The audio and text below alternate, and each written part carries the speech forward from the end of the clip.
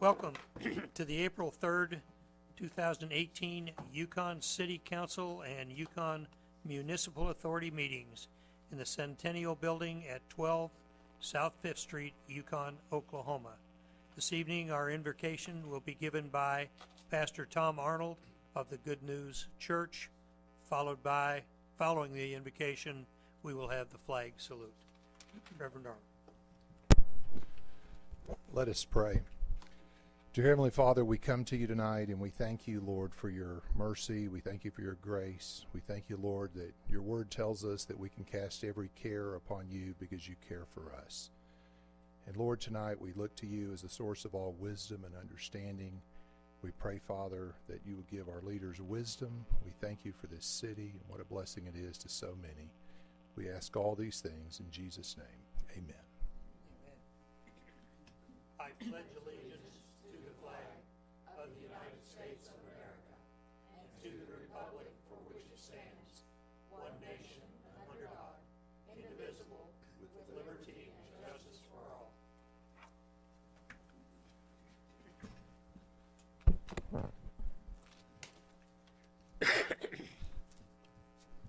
Roll call, please. McCarran, Here. Smeisterla, Here. Russell, Here. Alberts, Yonda. Here. Presentations and proclamations this evening. None this evening, Mr. Mayor. Thank you, sir. This section of the proceedings is for our visitors who would like to address the Yukon City Council on a non-agended item. Do we have anyone here who wishes to address the council once again on a non-agended item? Seeing none, we will now recess as the Yukon City Council and convene as the Yukon Municipal Authority. Item 1A on the agenda is the consent docket. This item is placed on the agenda so that the Yukon Municipal Authority, by unanimous consent, can approve those routine items they wish to be approved by one motion. If an item does not meet with the approval of all the authority members, that item will be heard in regular order.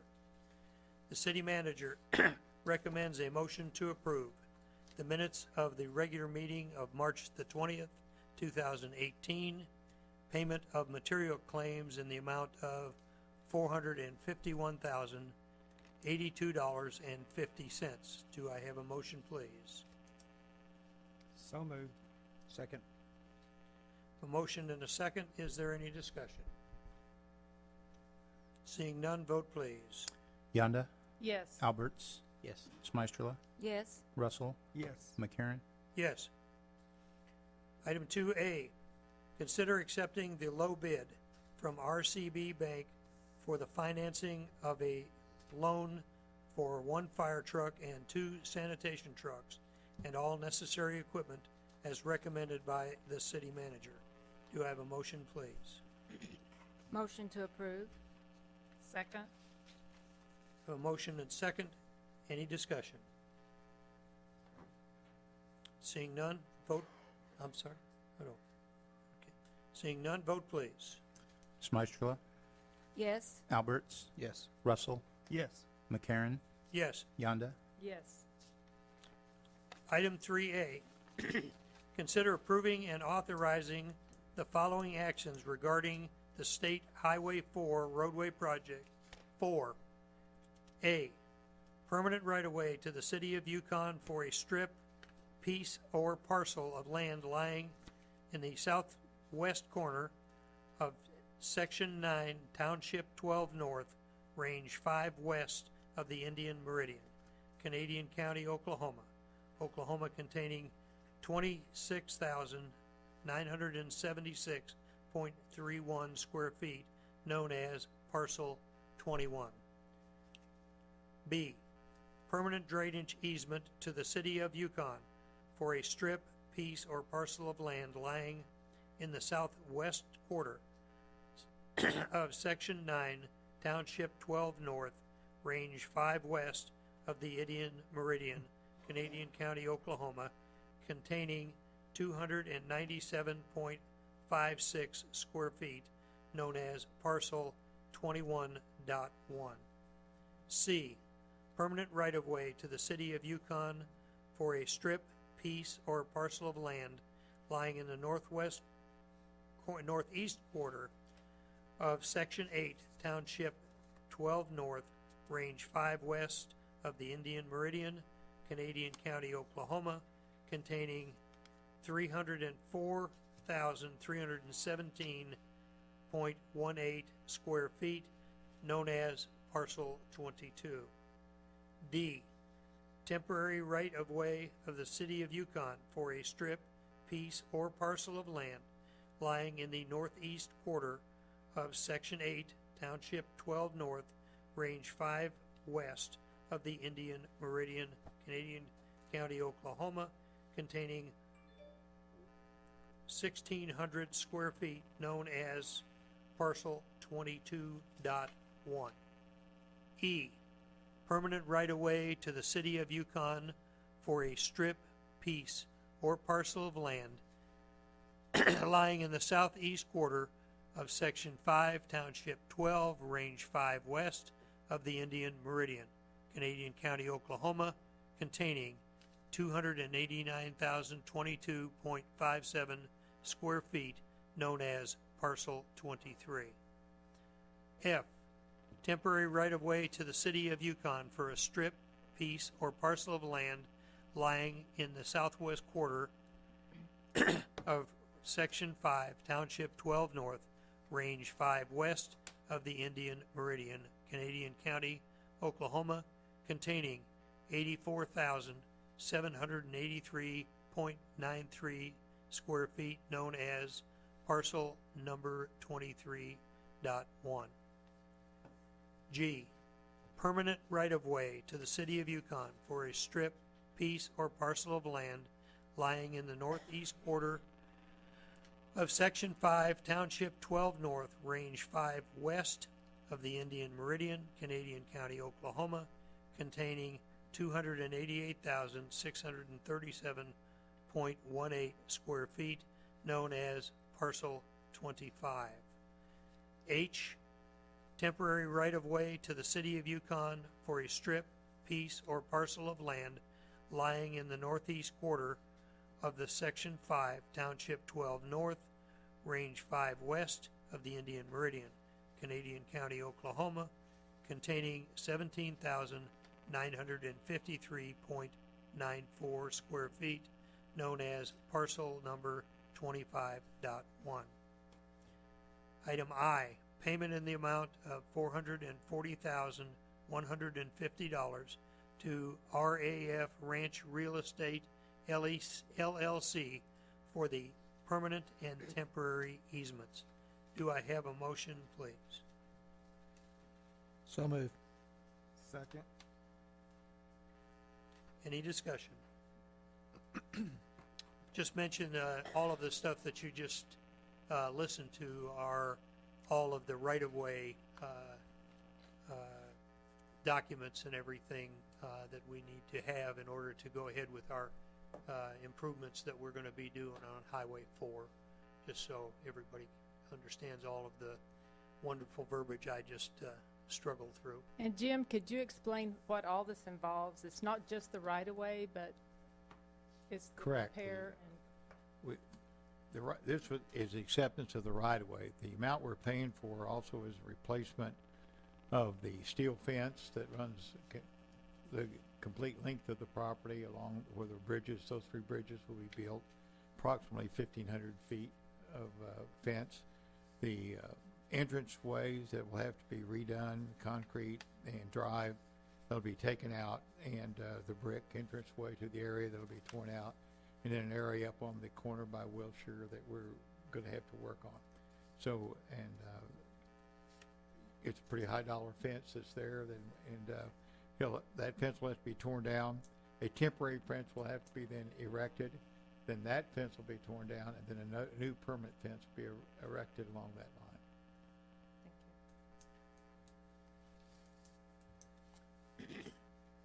Any further discussion? Seeing none, vote please. Alberts, Yes. Russell, Yes. Yonda, yes. Smystrela, Yes. McCarran. Yes.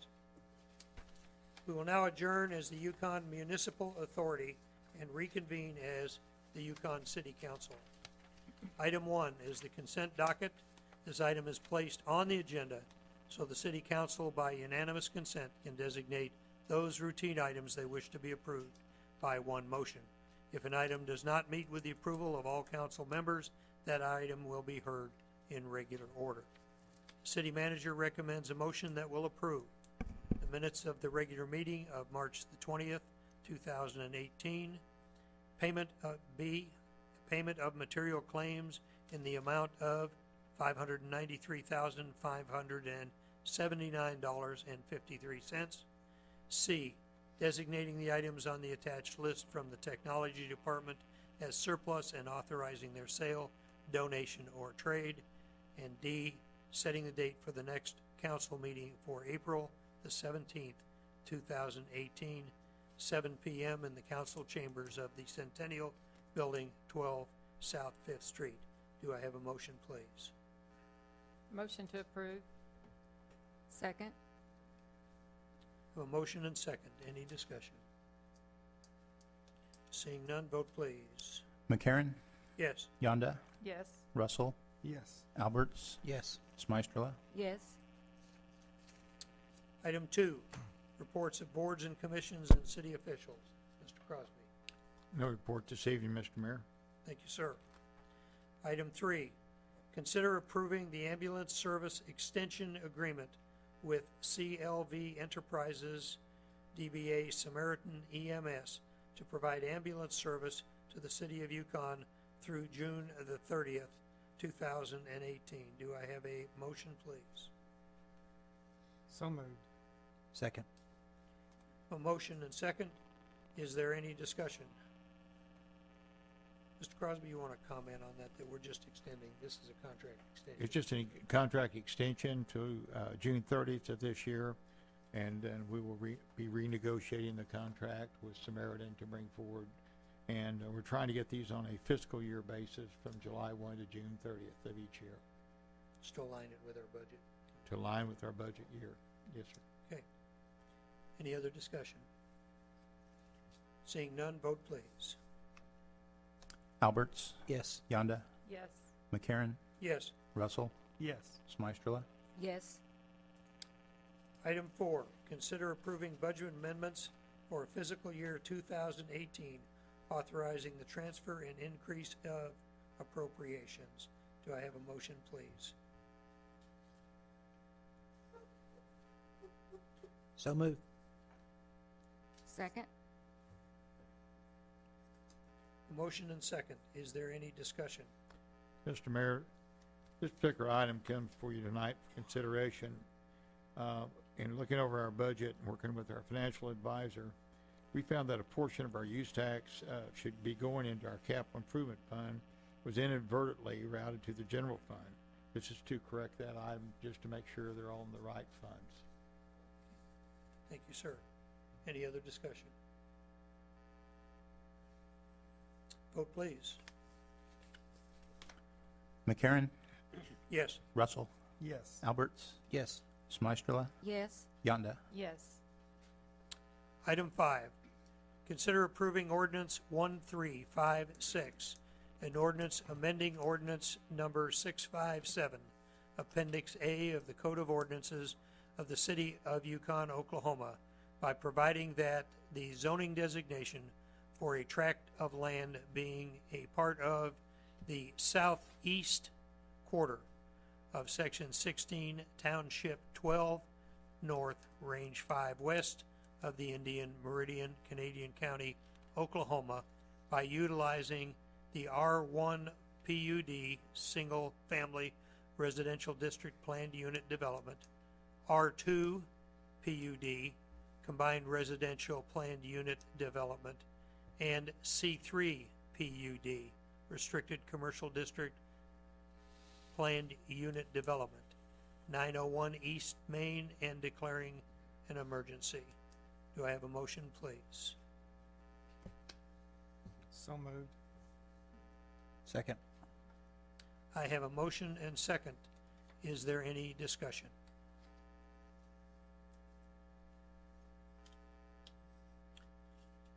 Seeing none, vote please. Smystrela, Yes. Russell, Yes. Alberts, Yes. Yonda, Yes. McCarran, Yes. Item 5A, consider approving the emergency clause of ordinance number 1356. Do I have a motion, please? Motion to approve. Second. I have a motion and second. Is there any discussion? Seeing none, vote please. Alberts, Yes. McCarran, Yes? Yonda, Yes. Smystrela, Yes. Russell, Yes. Item 6, consider approving a planned unit development for R1 Single Family Residential District, R2 Combined Residential District, and C3 Restricted Commercial Development with conditions for the property located at 901 East Main as recommended by the Planning Commission. Do I have a motion, please? So moved. Second. I have a motion and second. We're discussion. Is there any discussion? Hey. Yes, sir. There's a lot of people here tonight. Yeah, I was They just gonna realize that say, our, this is just flying by It- without. Billy Patterson, 4104 Pascali Court, Yukon, Oklahoma. I'm the vice president of the HOA for Rosewood addition, which is due north of this planned unit development at 901 East Main. I represent the my fellow neighbors with Rosewood. If you would raise your hand, please. They're here with me tonight. So we have worked with Mr. Gravitt and his team of developers on this planned unit development. Concerning three main concerns of ours as a neighborhood association. One being the traffic that is not only through our neighborhood but on Yukon Parkway exiting to the due south out of our neighborhood of Rosewood.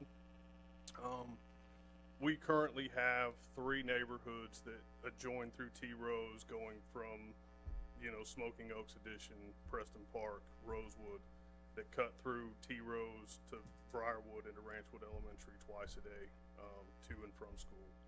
During those school hours, we have a ton of increased traffic. We've had Yukon Police bring us the traffic the speed trailers out to try to help slow some of that traffic down, because people don't pay attention to that 25-mile-an-hour speed limit, and they're flying through there twice a day. With this planned unit development and the increased 170 proposed homes that'll be going in, those additional neighbors of ours, people moving in, our biggest concern is they're also going to take that left turn out of this proposed unit development, cut down T Rose, which is going to increase traffic. And the T Rose during those times, those that leave for work can wait, several minutes, 5-10 minutes to get out of their driveways to get out on the T Rose to leave because of the increased traffic through there currently. So we're talking an additional 170 homes that are being planned to be built. And if just half of those have school-age kids that go to Ranchwood, we're going to be looking at an increased traffic through there. Working with Mr. Gravitt and his team, we've tried to ask if there was an opportunity to maybe cut and exit coming out of their planned unit development to 66, which would eliminate some of that traffic, and not everybody coming out at Yukon Parkway at the same time. So that being said, we were told that that was not an option to as far as getting them to cut out, because they didn't want to mix commercial and residential exits through there, if I understand you guys correctly, right? So we've tried to work on different proposals as to how can we eliminate some of this proposed traffic that may be cutting through our neighborhood. One such plan that we come up with, and Mr. Gravitt and his team, we've met after the commissioners meeting a couple weeks ago. One was to maybe put a no left turn sign during the school hours from 7 to 9 at both exits of their neighborhood, which would get them to turn right, go down Yukon Parkway south to 66 and go over to the school the other way. Just one proposal to kind of eliminate some of that traffic. Two, I would ask that you guys look at the actual plan unit development, because one of the other concerns we have as a neighborhood is property values. So we're looking at last count was 72 to 74 duplexes that are coming in, which in my opinion, and it's strictly my opinion, that duplexes are primarily rental properties. We're concerned about the upkeep. I know Mr. Gravitt and his team says they're gonna have an HOA.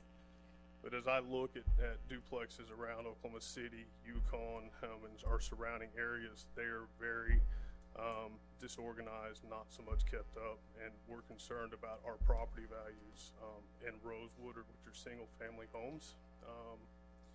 So if we could maybe reduce the number of duplexes going into that planned unit development, would naturally decrease some of that said traffic that may be coming through there.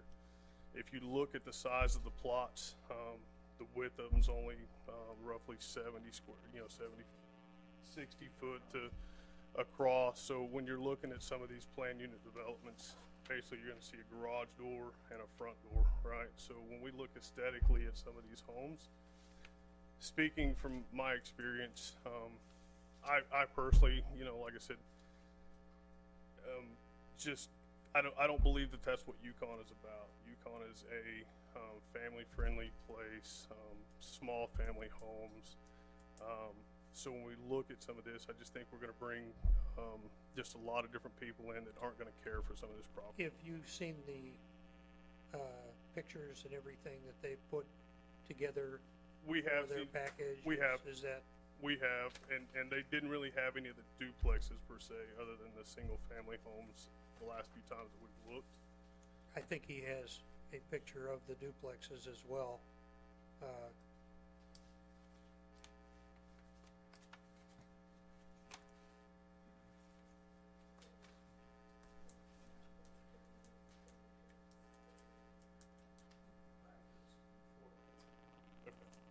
So, yeah, so as you can see, do you know what the lot size are these by chance? So these are on 60-foot wide lots. So again, like I said, as we look at these, I mean, they look great today and they'll look fine for the first couple of years they're built, right? But as we know what rental properties look like over the course of 5, 7 to 10 years down the road, our concern is that the upkeep on these homes will not be there. Mr. Gravitt assures us that they'll be part of an HOA, but I, of course, am part of an HOA as well, and it's tough to keep board members on HOA boards because of some of the things that go on and, some of the politics that go with it. So as we speak through this, if that HOA decides to disseminate and go apart, who's going to manage that property and who's going to keep the upkeep of those homes if that HOA fails to stay afloat? We have worked with them on the placement of the pool. We've talked to some of our HOA, talked to the developers as well. I think we've come to a fair agreement on where they're placing it, something that we as an HOA can live with. A couple of questions that we did have coming out of that, Mr. Gravitt, was, are the trees that are going to be planted going to be full-grown trees, or what are the size of the trees that will be placed? yeah, go ahead, Mr. Craig. Word. John Gravitt, 1300 North Air Depot, Edmond, Oklahoma. The trees will be evergreen type, so they'll be year-round, have coverage. I would recommend using what we're using for the east and west boundaries, the loblolly pines. They go real tall. We can space them 10 foot on center. And if you notice the structure that I put there, the lot was 60 foot wide. I put the clubhouse, if you will, is 40 foot wide. So you have 10 foot on each side to give you coverage, and that whole back is solid. So you would have a restroom, and a mechanical room there, and then you would have the pool in the front of it. Okay. Do you know the foot or the amount of feet between the fence line and the back of the building? I would have to, it's probably 30 feet. If you keep in mind, the lot is 129 feet. Correct. So if you'd space it out, the parking lot, say 25 feet in the front, 45 feet for the pool, it's probably about 30 feet. Okay, so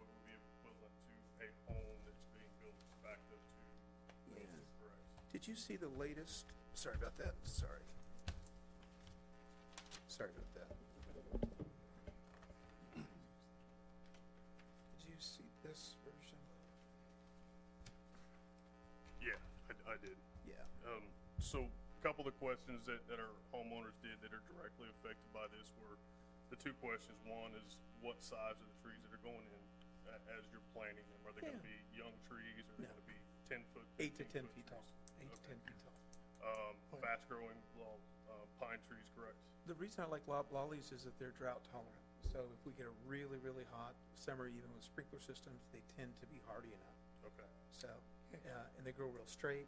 They're really good for screening. Yeah. It's not a complete 100%. Yeah, yeah, gentlemen, we don't need to work those details Okay, out here. sorry, sir. All right, and, okay, well, thank you very much. Yes, sir, I assume yeah, are there others that want to speak, or that have different things that they want to say? I'll let him speak a little further, or, okay, thank you. Right, okay, So like I said, we try to keep this simple. We've talked as a community. We have met with the developers. I well, I want to. expect that to continue. Okay, So as we continue this, like I said, I just, as a homeowner myself, we've lived in Yukon for roughly 20 years. I've raised my kids here. The reason we moved out here was because of the community feel that we had. It was a great place for our kids to grow up. But over the course of this development phase and this planned unit development coming in, I've lost neighbors and friends who are putting their homes up for sale because of the future, right? Not so much the first couple of 2 or 3 years of what these homes will bring, but what will it do to our property values over the course of the next, 5 to 10 years? And I hate to see that happen. We've tried to work with Mr. Gravitt and his team of developers. Our biggest concern as an HOA and homeowners in Rosewood is adjoining neighborhoods with such a high amount of what we would consider rental properties with that many duplexes. okay, well, it's not the intention, is it, Mr. Gravitt? These are to be sold, are they not, or do you want them to? And or both.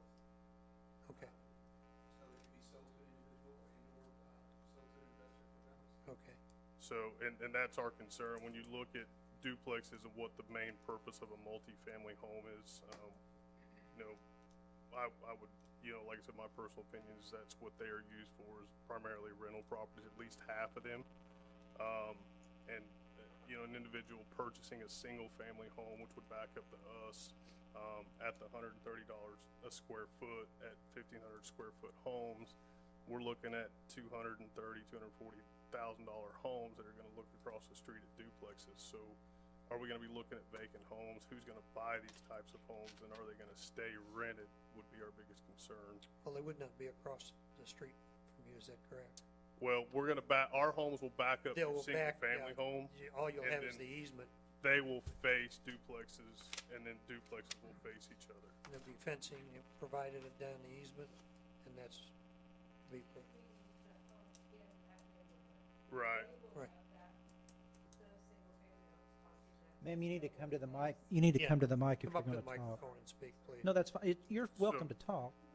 Yeah, well, she's not feeling well. That's the reason I told her I would speak tonight. So, as she was explaining, is the single-family homes that our neighborhood will back up to will be facing duplex homes across the street. And as a concern that we had that was voiced through our HOA meetings was, if you have 74 duplexes and let's say 90% of those homes are rented out, at what point do those 24 single-family unit homes turn into rental properties as well if they can't keep homeowners in them? Okay, thank you, sir.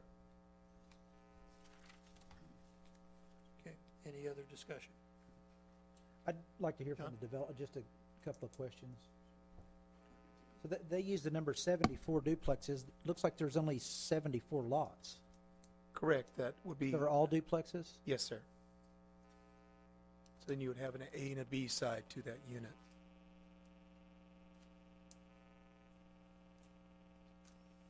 So that's 150. How many single-family homes will be there?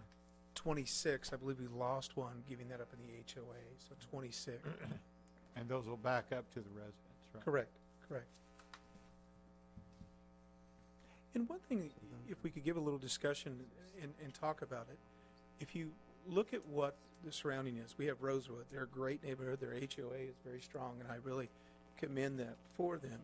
But also, what am I going to do with the people that face the neighborhood Walmart? That's not a very desirable place to build and sell a home. That's a tough sell. And so if you look at the placement of it, I think we've done a good job in planning out the R2 in its best fit for what I believe in balancing with the R1. Now, there's what, 74 total lots, period, right? Is that, or is there more? 96 total. 96 total. 96 so the total. other ones are okay. Oh, I'm sorry, yeah, it started over twice. I'm sorry. Okay, when you said 74, then that Yeah, I was... saw the 1, and then I went to 22. It does a 1 to 22 and 1 to 24. I see it now. There's two different, and then there's 1 to 52. So it's 96 plus 52.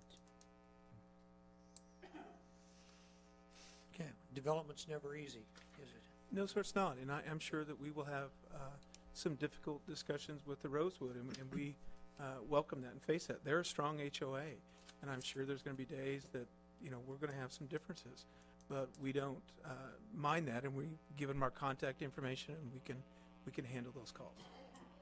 Okay, thank you, sir. So, can I ask, Yeah, sorry. so as far as the swimming pool, you've got the trees, and then what other, In my mind, you'd have 3 layers of a buffer. You would have a 6-foot wood privacy fence as your first, between them and that lot. Then you would have a row of evergreen trees in back of the clubhouse, if you will. And the clubhouse would be a 3rd row, and the north side of it would be completely solid. So it's 40 feet wide, and so that would be a solid structure, so kids or noise and stuff like that can help eliminate that. Okay, want to go ahead and show that? I saw it earlier, but, Yeah. yeah. You guys have, Okay. the gentlemen, you guys have seen all of the drawings, have you not? And seen all of the stuff from them? Okay. No, okay, Thank you, thank you, sir. sir. The R1 goes all the way around here. Okay. So are we able to address, so it sounds like the pool issues seems to be close to resolving itself. And then are we able to address the turn signal tonight, Jim? Or not the signage, I guess, not the signal. I mean, they want a left turn. You mean the signs on the left turn during? Yeah. I mean, if that would solve that problem, Right. I mean, can we address that tonight as Yes, part of? I think they've agreed to do that in our study session. They talked about that and said they're more than willing to put those signs up and not have a problem with it. But I mean, there's cities, aren't they? Are the city signs? Well, it would ultimately be the city sign. Right. But they agreed that they would purchase them and put them up. Okay. So that would resolve that situation. So then that leaves you with the HOA and the duplex issue. Yes, sir. Come up. I'm Jim Ivey. I live at 4100 Rambling Rose in the same neighborhood. I did the same thing. I wanted to raise my family, you know, in a great neighborhood. I feel very fortunate to live here in Yukon. And the city councilman, thank you for giving me the opportunity to speak. So with that being said, I do have some concerns with the traffic, okay? We've had many times, just like my friend back here has said, that we've had the police out there many times. There's been almost accidents where someone's drove through my yard, knocked down 6 mailboxes, and we've almost had many children hit, okay? So if you take those 115 homes, which are duplexes, okay? I'm a strong person. I'm ready for community build. I think our community is strong enough to withhold development. The only concern is that I truly have is having duplexes, because duplexes, you know, are rental properties. There's no structure that's going to hold on to families. Those are going to be turned over and over and over again. Okay? Now, if we build single family homes, people want to grow roots. People really, truly want to stay here. Okay? Yes, we can address the pool, which is a great pool, great opportunities for families, brings people and families together. Those are no problems. It's traffic. It's turning lanes. Those are the scary parts. whenever you take those 74 homes, okay, you might as well go ahead and double those. And if 2 people own vehicles in each one of those homes, we're talking over 300 additional vehicles that's going to be driving through the neighborhood every single day. Okay, right now we have Walmart. It's congested. Okay, but we welcome the Walmart. Okay, because it's a convenience for all of us. Has anybody here been to the new Walmart? It's fabulous. Okay, has anybody gone to Life Church? Has anybody tried to drive through Walmart and Life Church at the same time on a Sunday morning?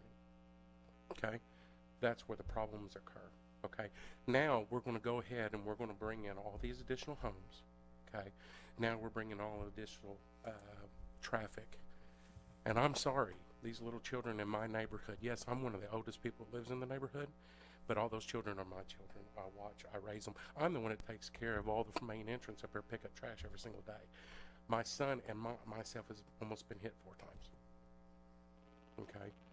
Just like I said, thank you for giving us the opportunity. We want growth, but I truly do not want rental property, to be honest with you. Okay? And it'd be nice if we had a turning lane. If we're going to build something like this, then we need a turning lane to go out the neighborhood. I've came to city councils before. I've been to city hall. I've asked for stop signs. I've asked for speed bumps. And so far, I've been shut down every single time. Okay? So like I said, my name's Jim Ivey. Thank you for giving me the opportunity to speak. Thank you, sir. Well, just for myself, I'm grateful that each and every one of you decided to come tonight and be here to express your opinions and talk about it, because that's the only way we'll get things solved. And I appreciate the fact he's been here for 20 years. I've been here for 47 years, and I live 1 addition over. Okay? So when all them cards are running through yours, they're coming over. Fortunately, they don't. I live on the other side, so they don't come down my street as much, but I live in Old Ranchwood. And we have survived many, many things here and over the years. So I appreciate each one of you that came tonight. I have another question. Yes, sir, John. Was there a traffic study that was done?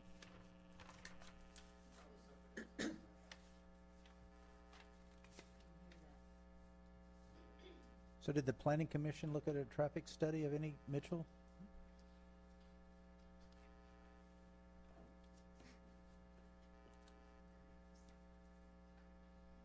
On this, on the number of traffic study, we felt like it wasn't really required for that. This Yukon Parkway was on ACOG's list to be widened. Right, going north.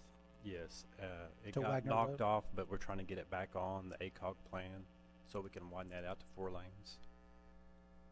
So that's just gonna take the traffic north up to Wagner Road? We'll go north from Wagner Road all the way to Yukon Parkway. Or Main Street, sorry, 66, 39th. Right. Mm-hmm. So do you think, I mean, and I don't mean to, this won't sound bad, I mean, is this a legitimate concern that they have regarding the traffic? We are taking it very seriously. We felt like that was the best location to bring the traffic. It was to Yukon Parkway and bring them to the traffic control device there on Main Street. To the light on Main Street? As you know, we do require them to pay half-street paving to put into a fund to help at some future date when we can widen the whole street all the full length. So they will be required to pay a fee in lieu of for the frontage that they're abutting Yukon Parkway. So do you have any thoughts on the increased traffic flow to the neighborhoods to the south, to the north, excuse me? That was a concern. Well, if you remember right, there's no tie-in between the 2 neighborhoods. We felt like that wasn't going to be a viable deal, so that's why Rosewood was not, did not have a stub street to go to the south to carry on the subdivision. We felt like that'd be a natural break, and that way we could try to force them to go to the south or to the north on the section line road. Why can't there be an outlet on the west end of this property that runs along this this storage unit and this commercial property? We looked at that. The concern was when we brought them out to 66, there's not a good location to bring them out where they could go east or west. It would require another traffic control device, and if you'll look at the aerial, there's not a good place to bring them out to 66 to be able to cross over. So that was one of the reasons we didn't force them to go south and tie to 66. If we had a good intersection, it'd been a different deal. Or if we had the access road that run along the frontage there that we could tie into, we would have done that. But, you know, if you kind of look at the aerial, there's not a good location to place that traffic or that street to bring them on to 66.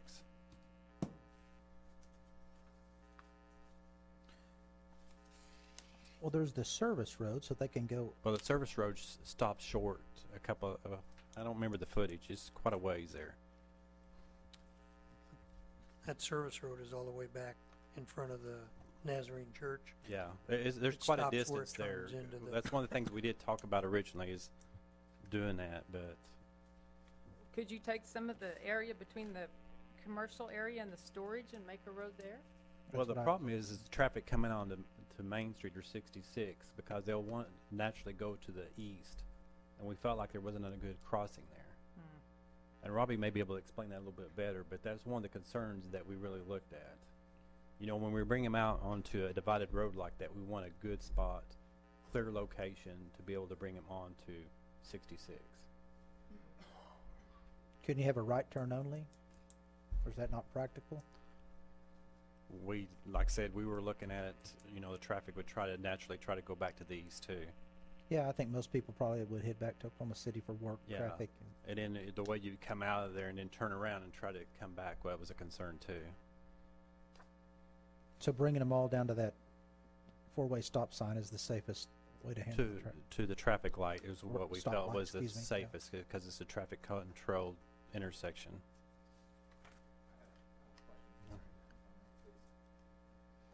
Yes, sir. Yes, Na- my name is, na- name yes, of sir. My name is Philip Sproul. I live at 4001 Monticello Court. Sir, could you spell your last name for me? S is in Sam, P is in Paul, R-O-U-L. Thank you. Yes, just be advised, we have sent an email from our homeowner association president to, I believe, Mr. Shivers here about a traffic study. We have yet to hear anything back on that, about doing a traffic study for that area. Now, my other concern, and I thank you for bringing this up, because I have a question about the traffic on 66 itself. And my concern is this. Y'all planning on having storage units, is that correct? Like storage units? Okay. And you're also planning on having units for covered RVs and stuff? Please talk into the I'm sorry. microphone so we can keep it on. I'm sorry. Are you, but for fifth wheels and such? Yes. Okay. So they're going to be having fifth wheels, and if that fifth wheel is driving to the east, down 66, how is that fifth wheel going to go into your storage unit to be stored? If there's not a crossover right there. Okay. Because All of our approaches and turn lanes completely accommodate the size vehicles that we have.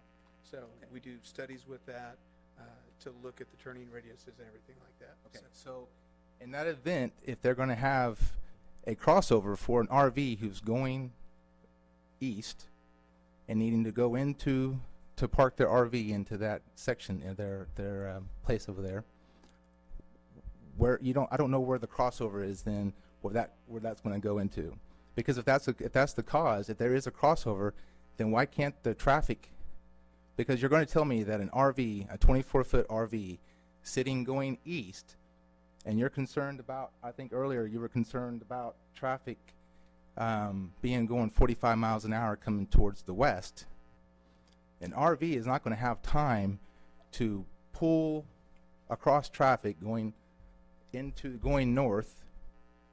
He's not going to be able to accelerate fast enough, is he, to get across the traffic? If you're able to do that, then you're going to be able to bring a single car out of the addition onto 66. Barry Lodge, Grubbs Consulting. I'll address that a little bit. At the location where the turn, excuse me, the turn in into the storage unit, there is no crossover for the eastbound traffic. If the RV is coming from the east, he'll have to find a way to get to Yukon Parkway to the light somehow to turn around, he will have to enter the storage units westbound only. There's not a way for him to cross over and get into the storage units. It's here. There is no crossover there. Okay, but you have a crossover right here, yes? There is a crossover there. Then why can't this tie into the housing?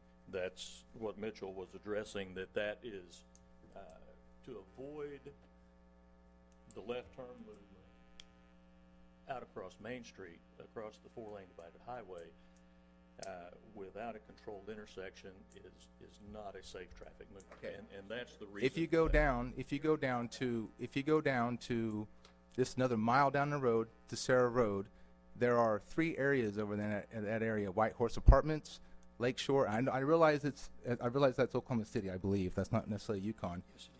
But that area over there, the speed limit is 55 miles an hour, and people probably drive 60 miles an hour down that road, and they have no problems with going across the intersection right there. We're talking about 45 miles an hour in that little area right there with a controlled traffic device within 100 feet. I just think that right now we're making a decision for our area that's going to affect everything for years on down the road. If we can't fix something today, take out 1 or 2 there and cut into that for them to have an outlet, it would just save a lot of headache down the road. Thank you for your time. Okay.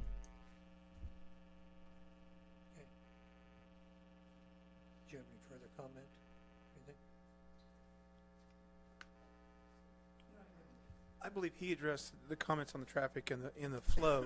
The previous gentleman talked about the duplexes, and I would like to really talk about a shift that is going across all of America right now. Millennials don't buy homes; they rent homes. It drives people like me crazy. Where I wanted to go out and buy my own home, you see a very, very big shift in it. I've been building homes in the Yukon market for 12 years, and I would love to build big, fancy houses and make a really good profit on that. That market has changed. And I think people don't realize that, is these are good people. This isn't the typical rental market that you conceive. This also is a blend of a 55 and older community. We have people that are downsizing, that they want a smaller place. They're going to maintain and take care of their home just like the people in Rosewood are. So I think it's not fair to say it's the typical rental market, because that market has drastically changed. So, Thank you, sir. Thank you. Okay, yes. I'm sure that you can probably ask him and he can tell you. Okay? Yes, Good sir. evening. Jason Clark, 1008 T Rose. Couple things I'd like to address that haven't been addressed. One is when Walmart went in, I back up to the property. Back of my house faces south. Construction issues, construction debris. When Walmart came in, myself, I had almost $1,000 worth of damage to my home. My neighbor had over $1,500 worth of damage to his home when they did the burn the debris from the ash, from sparks. We had both replace our pools from that debris.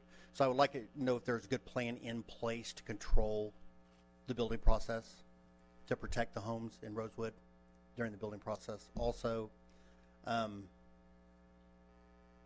as far as the price of the homes that have been set forth, the per square foot price and the size of the homes, is there anything stipulating that that's in stone? Or can they come back in the future, say we're going to build $130 a square foot, and they come back in and they build $95 a square foot? Well, it would And a be- smaller home? Yeah, I think Mitchell can address that. Mitchell, are you back there? Well, once they give us a plan unit, well, Mr. Hort mentioned that. If you would like, we could have them add that to PUD, but that's usually a restrictive covenants type deal, the size of the home. We did try to control the construction of the home for them. No vinyl products allowed if you can, look at the PUD, but we can probably do something in the PUD that way, but that's not a normal deal on the cost per square foot. We can put the square footage of the house. Well, I mean, he's mentioning destruction of. He's mentioned the cost per square foot, a minimum of 130, because I think that's one of the things that we've kind of talked about, is the price of the houses. Mr. Gravitt, you may come up here and tell them the price of the houses. That way we've got it on record and the square footage price of the duplexes and the houses. Yes, yeah. Yeah, This would be and we want to address it as best we could. I do want the council to know that this would be a year and a half out. If we started today, building a house and selling a house would be a year and a half out. So for me to forecast $130 a square foot is difficult. We all know the challenge of the real estate market, 2009, how things went. This is where I believe the market would be today. This is where my prices are ending on Southwest 15th and Mustang Road at $128 a square foot in this size price range. The duplexes, we believe, are going to be about 1,200 to 1,600 square foot a side, so it'd be 2,400 to 3,200 a unit. So you'd have 2 units in that. The single family, about 1,500 to 2,000 max. I don't see big homes in the single family. But what you're saying to us is that you're not anticipating going down to $95 a square foot. No, you would go broke, sir. You can't. The cost of construction is so I think much. that's the question, is it not, that they would not go down to a My question is that you plan on building a $205,000 home, and I end up having a $104,000 home. Every year since I've been building, the cost of construction has gone up, and it almost is like clockwork. You either have a labor shortage or a material shortage, and the cost of the construction of the home is the price of the home is based on the cost of the construction. So I don't anticipate cost of the materials to go down. And the homes are specified in the PUD, are they not, Mitchell? The square footage is. Yes, the square footage would be. All right, thank you very much. Billy Patterson. Yes, sir. 4104. Make it short, please. So I will. The last thing I have, and we'll rest this, is our concern is that I understand one of the things that we've been assured is that the size of the homes, the construction of the homes will be put into the PUD, which they'll be held accountable to. One was we started at 80-20 last meeting we had. I think you dropped to 75-25 on the construction piece of it, or 70-30 on brick to wood. Okay, so 75-25 brick to wood siding, and like I said, I heard you just mention single-family homes, but you didn't mention the multi-family homes. So I want to make sure that that's in the PUD so that we agree that that's the way that's going to be. And like I said, the concern is if they start building these duplexes, which Mr. Gravitt said that's the part he's going to be building, is if they're not selling or not renting out, at what point do they start reducing the cost of their buildings to you can still build a 1,200, 1,300 square foot home, but you put less material in it, less upgrades. So what does that do to the cost of the homes, and what does that do to our property values? Thank you, sir. I guess my remaining question is still about this traffic study. And I know that would delay the process. I mean, how long would that take, Mitchell? I mean, how involved is that? Can someone, Robbie? It would probably take them 30 days to hire the traffic consultant to do that work. And then the study? Yeah, probably take 30 to 45 days to do the study and submit it. They might be able to get it. Barry could probably speak. He could get it done sooner. I mean, who made this motion, Doug? I don't. No. Richard made the motion. Erling Richard made the Okay. I would like to see the traffic study done. You can go back and forth about the duplexes and whether they're going to be built for $135 a foot or whether they'd be dropped to $90 a foot. And I mean, the market has something to do with that, and I understand your concerns. But I mean, it's a piece of property that's ultimately going to be developed. I mean, you've got a person here that seems to be willing to work with you, and he says that he's going to build a $130-some home. But I am concerned about the traffic. I do think that does seem like a legitimate concern. I know, and you don't have any better person than Mitchell or Robbie working on this thing, and Mitchell tells me that it doesn't need to be done, or that, I just would, my personal opinion is I would like to see a traffic study done just to make sure the safety of the neighborhood, the number of the cars that are going through there. you know, guys, regardless of what they build there, you're never going to be quite satisfied with it, and I'm sorry for that. And I don't, you know, they seem to be working with you, but that traffic issue, I mean, it's a fairly simple solution in my opinion. I mean, do the traffic study, make sure that it works. If it doesn't work right, that's my opinion for tonight. That's my opinion as well. Okay. So then I'd ask. Sir, would you come to the microphone, please? If we are to do this study, could we do it through a Sunday, right? Catch that Sunday morning traffic as they come out of church and out of live church and, yeah. Robbie, does it traffic study go 24/7 for 30 days? How's it work? I'll let Barry visit. He's an expert. Well, not exactly the expert, but I have been involved in several of them, and I think Rob would back this up. Generally, the traffic studies are not done on a weekend. They are typically a weekday AM traffic and PM traffic that gets the rush hour to and from, because that's the typical traffic.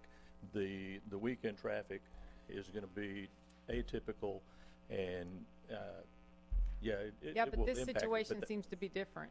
This is a different situation, it seems like. it is. So can it be modified to Include monitor the Sunday? weekend? We can request anything on it, but I think that gives you in my opinion, would give you a skewed number, especially since a lot of the concern seems to be traffic that's going to the school on a 2-time-a-day trip to drop kids off to and from school. That's not an issue with the Sunday traffic.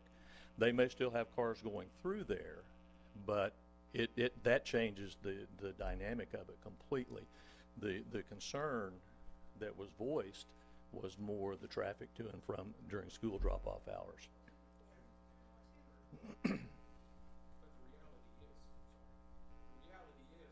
Excuse me, you need to come to the microphone if you're going to speak, and Yes, sir. give your name, and we would Yeah. appreciate it.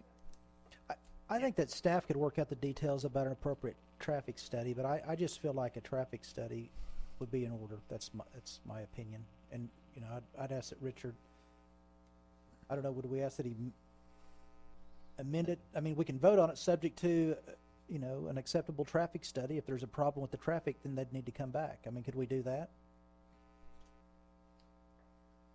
Mr. Councilman, I think you can put whatever contingencies on the approval that you would like to put on there.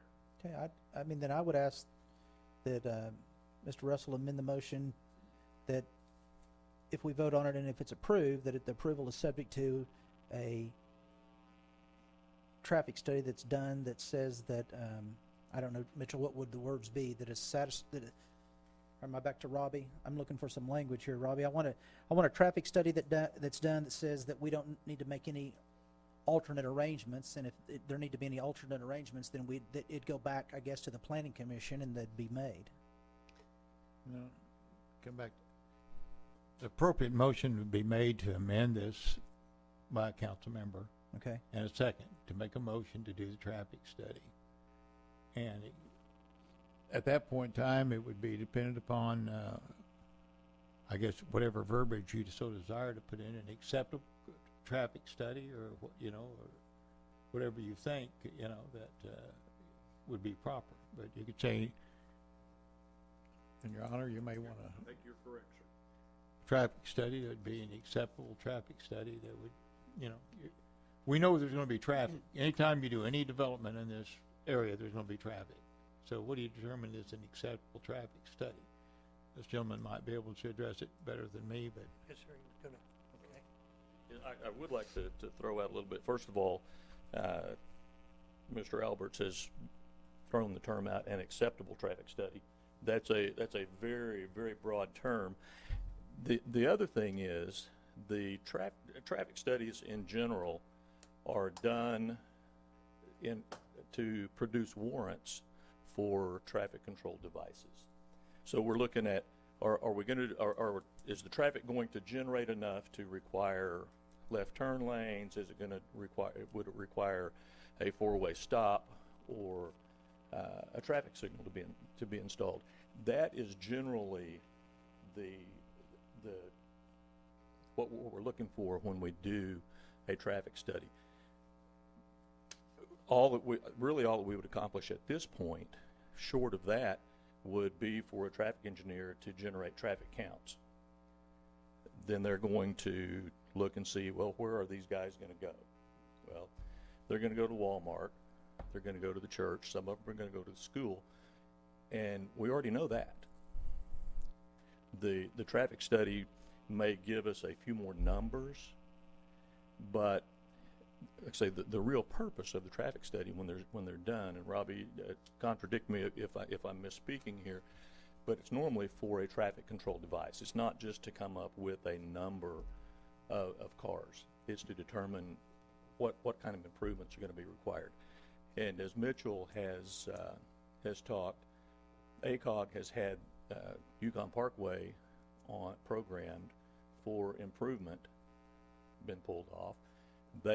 So that improvement would take care of a lot of the infrastructure improvements, as well as the developers being required to put up a fee for the half-street widening for that section line road. So while I understand that we think that a traffic study may help, unless we're looking at throwing out the requirement of now we're going to put a traffic signal at this intersection or at these two intersections, then the traffic study just gives us some numbers. It really doesn't, I don't think it's going to help us all that much, other than just to say, yeah, we've got cars from 96 lots coming out of this, and they're going to the traffic light. So that's kind of my opinion with it, and like I say, I don't know, maybe Robbie would agree with that, or maybe I don't want to put words in his mouth, but that's typically why we would do a traffic study. That's correct. And the traffic counts we've done on Yukon Parkway, I'd have to go back and look, but are about 6,000 cars a day. And the level of service is high, which means we have a lot of free-flowing traffic. And that's one of the reasons why as we've submitted it in the past years, there's just not enough traffic on the road to compete with the other cities and the amount of traffic they have to get a 2-lane/3-lane road widened to 4 lanes. Jim Ivy, 4100 Ramblin' Rose. Yes, sir. So I don't know what type of business everybody's in, but in my business, it's all about studies and market. Okay? So with that being said, thank you, Mr. Albertson, looking out, wanting us to do a traffic study. We can do all hypothetical, but sometimes our reality is a traffic study. I think that's what we truly need to do. I don't know if it needs to be a traffic study, Robbie, or if it needs to be a traffic flow. Here's the one thing I can Well, just like Barry said, all the traffic engineer is going to do is he's going to take that development, and he knows how many houses, how many duplexes, and the storage, and he can generate the traffic, but yet then he has to predict, well, what percentage of that traffic is going where. And I think, like Barry said, some more is going to go through the neighborhood to the school, some more is going to turn right. I mean, they're not an exact science. Well, but here's my issue. I wasn't here whenever they built Walmart, but I know after Walmart was built, that's a nightmare. That traffic does not flow properly. So I know whenever Target came along, I was here, and we worked to try to resolve that. And I know so here's an opportunity to me to be able to address traffic flow, whether it needs a study or something. I mean, if the cars need to go somewhere. I mean, as I sit here and think about this too, I mean, these cars are going to go somewhere. So either you guys are going to be mad, Ranchwood's going to be mad, somehow but I guess that's the question, is what's the most efficient way for this traffic to move around the community, and the safest way to make sure that the people in the community are protected. By the way, speed bumps are not a very popular thing. I know you guys were asking for those. Someone told me that they're potholes that go above the ground, so instead of below, they bam cars and stuff. But that's why they're not passed out freely here in the community. But to me, it seems like maybe then we need to, I don't know whether it's a traffic study, a traffic flow. Right now, while we have everyone's attention, it seems like we could resolve or at least address the way that this traffic flows in this area. Maybe a study. I don't know whether the study is the way to address it or not, Robbie. I don't know. I know that, when you guys came, and remember we're going to shut down Andrew over there. okay? And this whole room was full at that one, okay? But I know there, when Joe came and talked about how you really need to start at that ramp and build the whole thing backwards, clear to Brahms in order to fix that traffic problem, that would help the flow of the traffic over there. But by closing down Andrew would actually make the traffic flow better. Well, I mean, we're here before this development starts. To me, it would seem like now's the time to take pause and say, look, traffic study, traffic flow, I don't know, is this development done in the best way to address the traffic, address it with the neighborhood? I mean, the church isn't going anywhere, so how do you resolve? I don't, can it be addressed? I mean, should we take pause and look at it? A study can do whatever you would like to do to study it. Well, I've got 2 more meetings tonight, actually one, and my successor setting, one of them are over there going to be here, so I won't be here for that. But so my question is, I mean, could we address the traffic, maybe I've used the wrong word, the traffic flow in the area? I mean, there's at least 3 of us. I mean, Councilwoman Yonda seems to wonder about it. I don't know. 3 of us wonder about the traffic. Is a traffic flow? Is that? I don't know the words to use. Well, what I got out of it was the flow through their neighborhood and through your neighborhood. Well, part of it goes in and out of the neighborhood. Part of it is whether there needs to be a left turn signal, and there's a situation with the church. I mean, when there's that's like when I go to a football game. I want to leave really quickly when I go watch my poor Cowboys lose to the Sooners because I want to go home so fast, but I can't get out of there very quick. So that's a Sunday morning at a church. That resolves itself within an hour. But I mean, on a daily basis, there's some flow that's going through this neighborhood. I mean, are there ways to divert part of that traffic? I don't know. I guess that's the question. Before this is finished, before this is completed, and I don't want to run you guys off, I mean, is there something that we could address here or not? I don't know if you can really address anything from the study. I mean, we need to define what it is we want to study, and then we can get an answer. Well, it sounds like they want to study the traffic flow to and from the school, so that would be sometime in the morning and sometime you can figure out that time slot. And then sounds like I made a note on a left turn signal only, so they said that they have to sit coming out of their neighborhood for extended period of time, and then there's sometimes that they have to sit in their driveway for, I think the gentleman said, maybe 5 to 10 minutes to get out of their driveway. So those are the 4 things that I heard that would need to be studied. So is this going to, is that going to impact that? I mean, and is that a safety issue? I don't know. If you increase the traffic flow, I mean, does it become gridlocked? Mr. Albert, I don't know if you could address the traffic going to and from school without some type of knowledge of how many cars will be going through there. Normal traffic study will look at what effect it'll have coming out of that neighborhood to that street, as the gentleman addressed it. You look at turning movement. You can look at what do you need, a stop sign? What do you need, a light? What do you need in that area to really improve the traffic, or what impact is it going to have? It's what it takes. And again, I don't know if you could get and I'm being honest, I don't think you could get an answer specifically on some of the questions that are being addressed that you're talking about. I think mentioned acceleration or deceleration. I think an item, some gentleman mentioned that, which could be an item could be addressed in looking at it. But again, that's a pretty short distance through there to Robbie to have an acceleration or deceleration. That's correct. I mean, it's very difficult to put it in that short a distance. That would be quite effective. So again, not being an engineer, I mean, I would just say it's hard to determine what do you want from that study.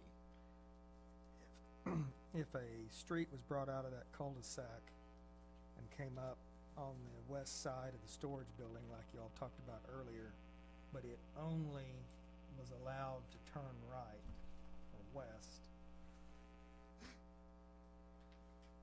I guess that neighborhood could come out, turn around, and go up to Ranchwood Boulevard and go to the school. Would that, since they're not crossing the traffic, would that not solve an issue? I think you'd have to have be able to turn right and left, because if they come out there, eventually we're going to take that access road and go to Walmart. I mean, you got to look at reality. It's hard to limit somebody to a right turn only if they came out of that, in my opinion.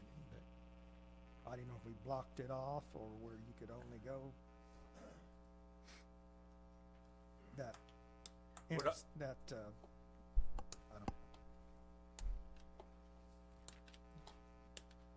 My name's Keith Hall. I live at 4004 Monticello Court. What we're trying to get through on the Sunday traffic is when Life Church lets out, that traffic light gets so stopped up, everybody starts going to the north on Yukon Parkway, and then they cut through our neighborhood to get out on 66. So Sundays is when the traffic gets really bad through all 4 services at Life Church.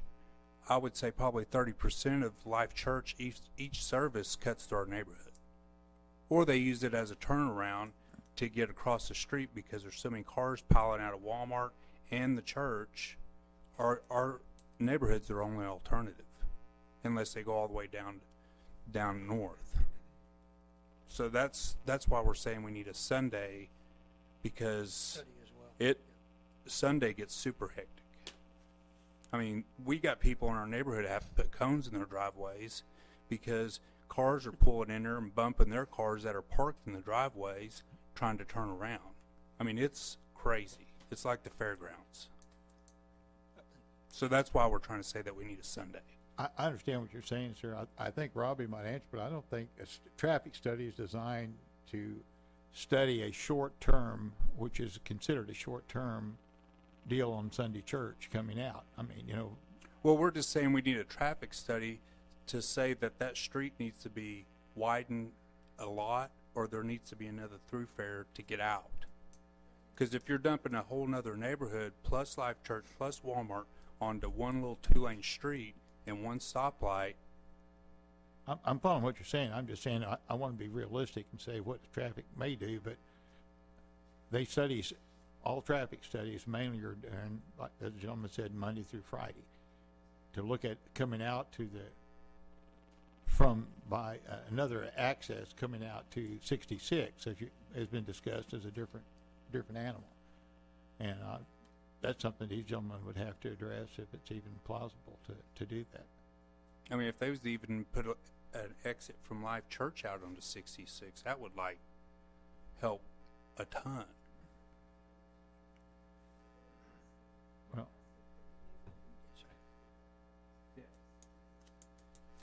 if I could address just a couple of those comments. Well, go ahead and let the gentleman. Let the other If you wanna gentleman go first? Do you want to go ahead and speak, Yes, or I would just? like to. All right, go ahead, Jason please. Clark, 1008 T Rose. I think to keep it simplified, what we were trying to get at is that we have Monday through Friday. They're getting ready to build another church, as a matter of fact, right across from the opening to our addition. There's another church getting ready to be built there also.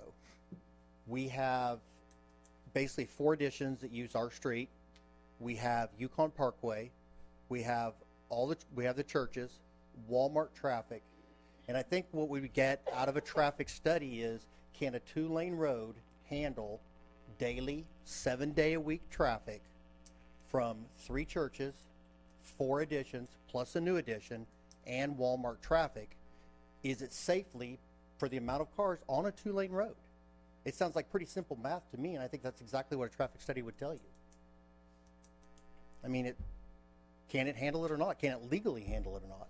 Because I think everybody in here can tell you on a Sunday or a Monday in the morning, I don't know how many times I've been trapped out in the middle of the intersection of Yukon Parkway and 66 because everybody's stopping, because there is so much traffic. It is dangerous.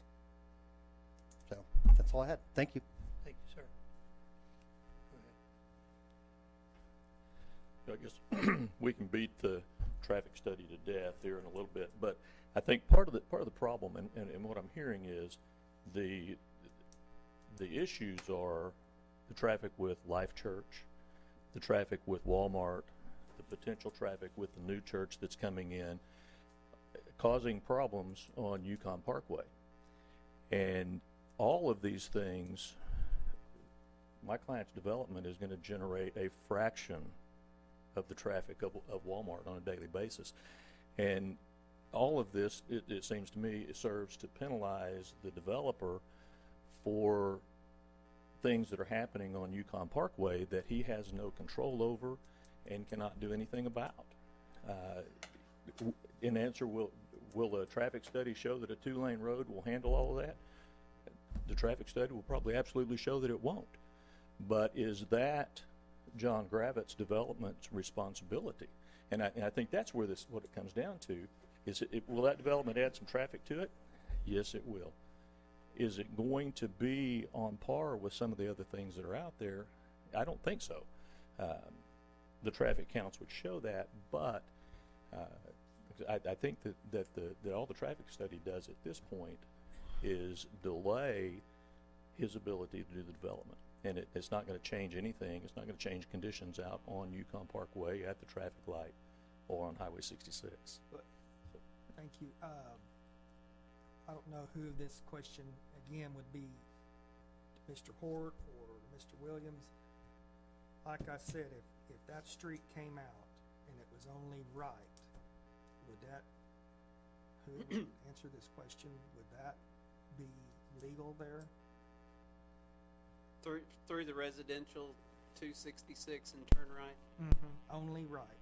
Out of the west end of it. Out of the west end of the storage area. And can only turn right. I'll make a comment, and then Yeah. Robbie, if you want to answer on that. Is it legal? Yeah. You could definitely come out there as long as the city was okay with the driveway spacing. And I think that may be as big an issue as anything at this point, is the city's requirement on the major arterial for the 500-foot spacing between the drives. I don't think we could meet that between the driveway that comes into the storage and where that one would exit. That would be one issue. And the right turn out, yeah, you can do that, but I think the traffic that would be utilizing that is going to be the traffic that's going into Yukon. Any of that traffic that's going to be coming out and going into Oklahoma City, getting on the turnpike, they're still going to get out on Yukon Parkway, because at the time of day that they're likely going to be doing that, their option then is to drive out onto 66, go down to the next crossover where there may or may not be a left turn bay for them to get in, and make a U-turn so that they can go back east. So at best, I think it's a small amount of the traffic that would actually utilize a right turn out only.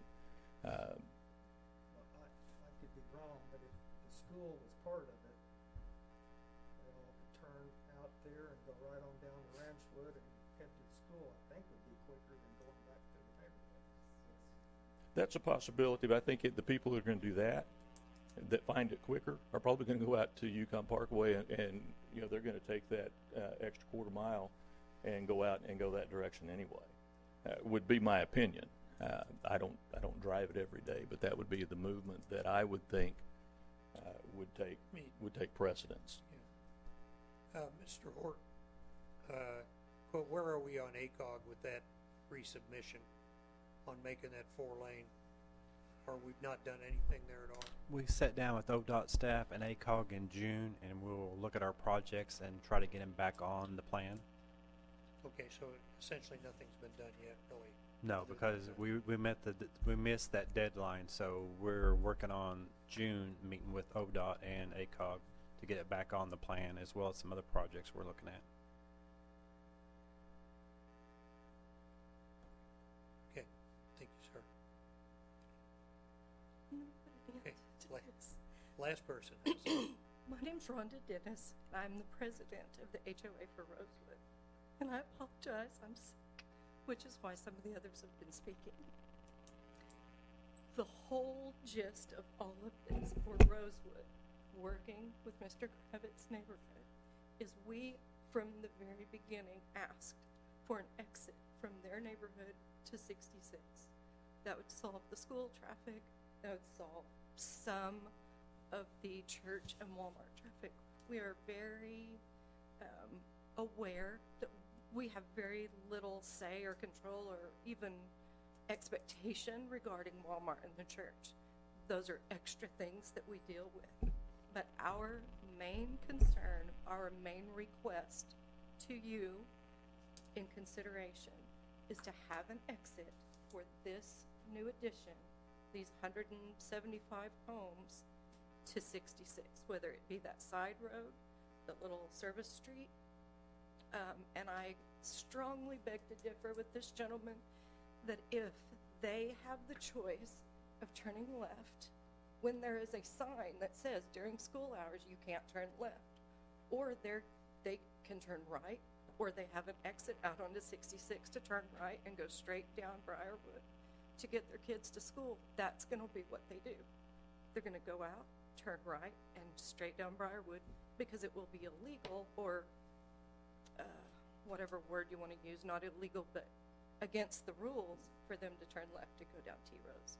So we appreciate you very much in taking this consideration and taking it very seriously from our standpoint. We appreciate that very much. We realize this has gotten really far, and we don't want that. One more thing is, Mr. Shivers and I have talked a few times about doing a traffic survey through Rosewood. That is in the works. So that's another bit of information for you guys. We thank you very much. Thank you very much. Yes, sir. If I could just kind of clarify things. This is John Gravitt again. Me as a developer, I have never opposed that street that you're talking about. We have completely gone with the city and their engineer and their suggestions. We have taken them, and they're the ones that are taking that. We've taken every suggestion that the city has for the neighborhood, putting the small connecting street in there. But I'm not the one necessarily opposed to coming out through Route 66. Their concern, which I see their concerns, is that you don't have that through street. So That, I believe that lady said that was her main concern. Would that resolve your problem, sir? Having a street through there? I'm open for it. From my understanding, we would have two streets on Yukon Parkway and then a third street there. I believe the neighborhood that size would typically only have two step-out streets. So now we would have three step-out streets, I don't, Mitch, you might address that on how they could do it. I think they would be limited to two, is that correct? Just for the spacing. That entrance that they've got right next to it could come in off of that new street instead of on 66. I think it's whatever he would agree to. If he wants to bring one out on Yukon Parkway and one out on 66, that's something we could consider at the council level if that's what you so choose, if he's agreeable to it. Could you give him back that little cut across in the middle? That way he'd pick up a little bit of property for what he's got to give up. I don't know if that'd be big enough to adjust your lots. It's whatever the council would want to do. What we tried to do with that crossover was to slow the traffic down, give it a point for a break. But, I mean, if the council so chooses to make a swap, that's something that we could do. Do you put stop signs there? That was one of the ideas, to put the street in, and then if we had a problem, we could have a three-way stop. I think if you just leave the plan as is, but put some type of a exit from the subdivision to 66. That would work too as well.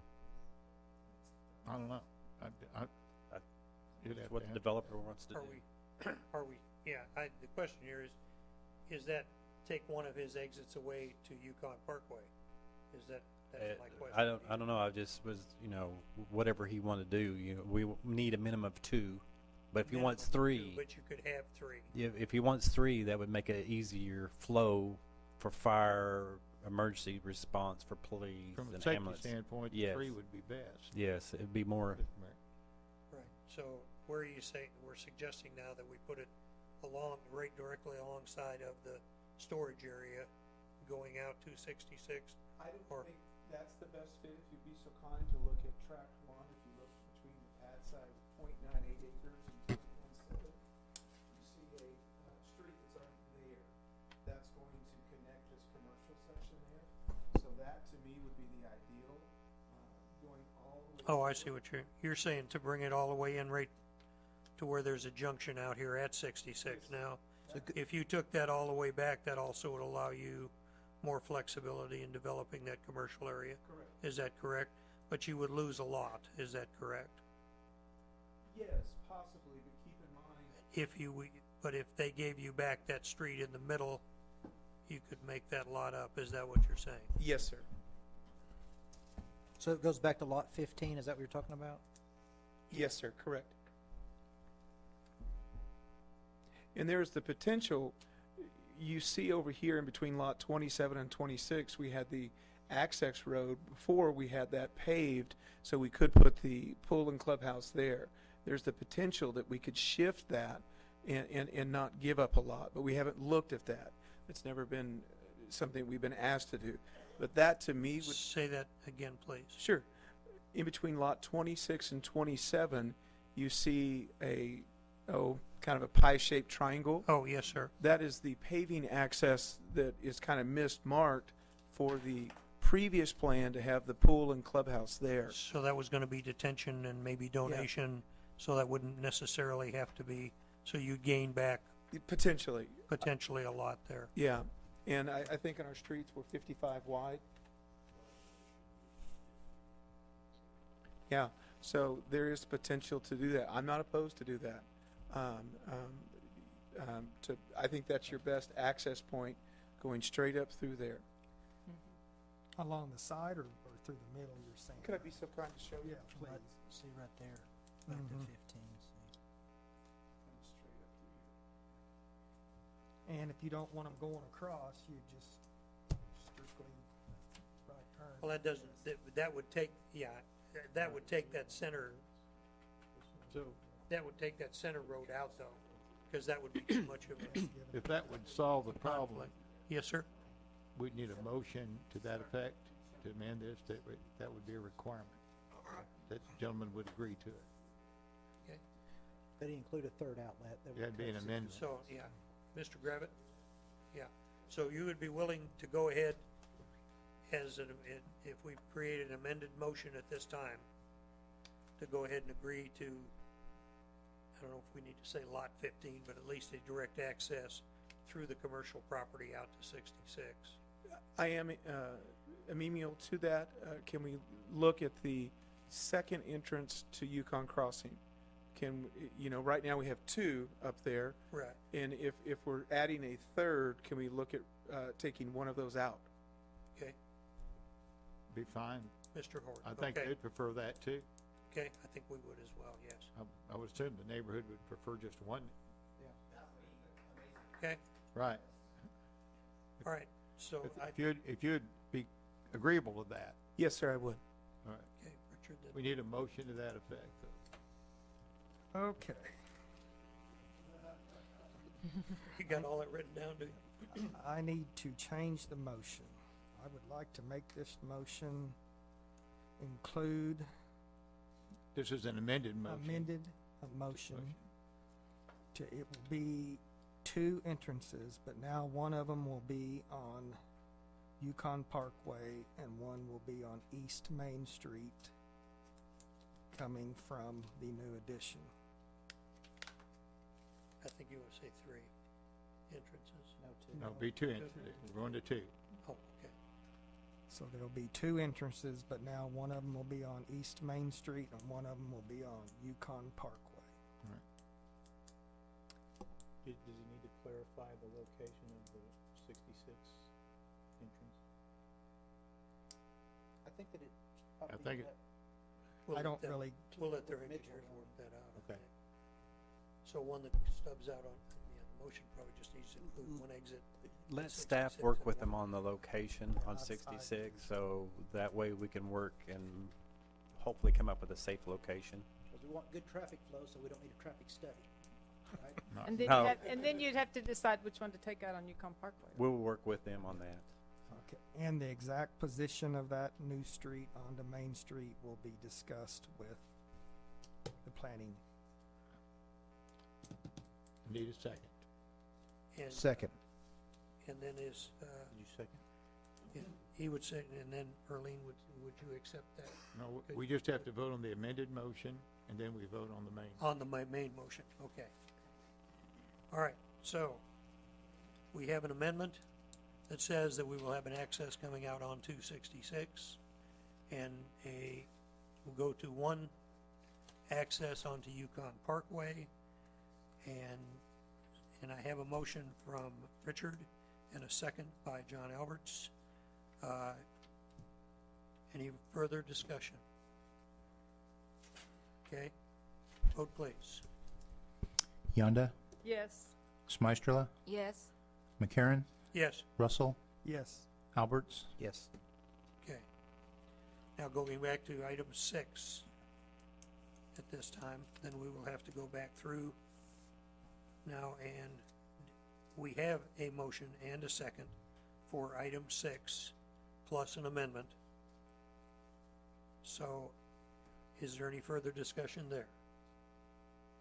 Seeing none, vote please. Yonda, Yes. Russell, Yes. McCarran, Yes. Smystrela, Yes. Alberts. Yes. And the motion passes, ladies and gentlemen. So, okay. Item 7. Consider approving the planned unit development for Plaza Shops LLC, 915 South Cornwell Drive, with conditions as recommended by the Planning Commission. Do I have a motion, please? Motion to approve. Second. A motion and a second. Any more discussion?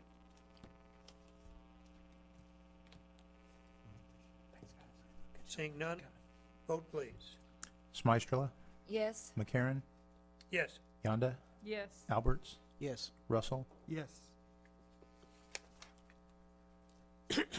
Item 8, consider approving a final plat of the Plaza Shops LLC, a part of Block C, Yukon Hills Addition, second section, in addition to Yukon, Canadian County, Oklahoma, 915 South Cornwall Drive, as recommended by the Planning Commission.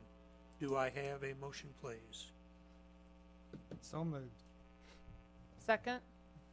I have a motion and second. Is there any discussion? Seeing none, vote please. Alberts, Yes. Russell, Yes. McCarran, Yes. Yonda, Yes. Smystrela, Yes.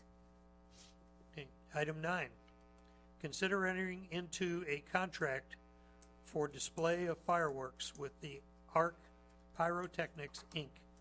to perform 2 fireworks shows on July the 3rd and July the 4th for a total cost of $29,900 as recommended by the city manager. Do I have a motion, please? Motion to approve. Second. I have a motion and a second. Any discussion?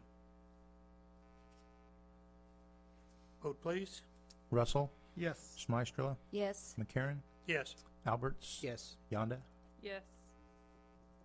Item 10, consider awarding the bid for public nuisance abatement services for development services to A. Mike Bullard for brush hog mowing only for the remainder of the fiscal 17-18 and the contract period of April the 6th, 2018 through June the 30th of 2018. B. Lawn Pro of Oklahoma City for the remainder of the fiscal year 17-18 and the contract period of April the 6th, 2018 through June the 30th, 2018. C. Mike Bullard for brush hog mowing only for fiscal year 18-19 and the contract period of July 1, 2018 through June 30, 2019. And D. Lawn Pro of Oklahoma City for fiscal year 18-19 and the contract period of July 1, 2018 through June 30, 2019. Do I have a motion, please? So moved. Second. And Mr. Crosby, I assume this is just getting all of your abatement stuff in order, is that correct? That's correct, sir, and it's a lot easier to have somebody do it than Public Works, which is not really equipped to do this type of thing. It's very costly for the city and be cheaper for the residents ultimately, but it also will run a lot more efficient operation, sir. Thank you. Any other discussion? Seeing none, vote please. Alberts, Yes. Russell, Yes. Yonda, Yes. Smystrela, Yes. McCarron. Yes. Item 11, new business. Do we have any new business, Mr. No new Chair? business tonight, Mr. Mayor. Okay. Council discussion. Councilwoman Yonda. Nothing further this evening. Thank you. Councilwoman Semeistrela. No, thank you. Councilman Russell. Just like to thank everyone for being here tonight. Councilman Alberts. Oh, I've not said it all. Let's go. No, I appreciate everyone coming and having a good discussion. I think that's very helpful. Apologize I didn't make it to the study session. I was at a knockout bowling little function down in the mill this afternoon. It was a little chilly, not a great turnout, but a great local organization, very worthwhile cause. So that's where I was. And then, I try to give a shout out, Robbie, a shout out to you for all the time that you've worked and helped us through the different, taught me what a lift station was, and here you're telling me the difference between a traffic study, and so I'm still learning after all these years. I appreciate all that you and Joe and you all do for the city. Thank you very much. Thank you very much. You're welcome. That's all I have.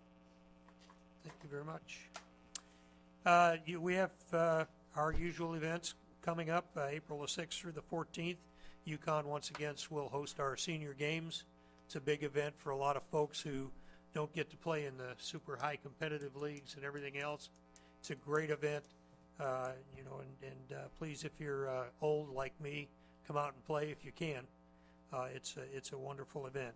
Saturday, April the 7th, Sunday, April the 8th, Pecos Bill and Slewfoot Sue meet the Dirty Dan Gang at the Dale Robertson Center. The dinner theater is sold out on the 7th, but there are some tickets still available for the dessert theater on the 8th. Wednesday, the 25th, the Administrative Professionals Day Luncheon at the Dale Robertson Center. It's sponsored by Mobile Meals and Friends of the Park. Saturday, May the 5th, the Festival of the Child, which is always a big event for us here in Yukon every year. Come and celebrate with the children for a full day of fun. And Bike to Work on May the 18th. Riders start at City Hall and travel to the community center, where they will have refreshments and door prizes and time of departure. And of course, a big one for me is Big Trash Day is the 21st of this month, and I finally got some big trash to go get rid of this year. Seeing no other business at this time before the City Council, this meeting is adjourned.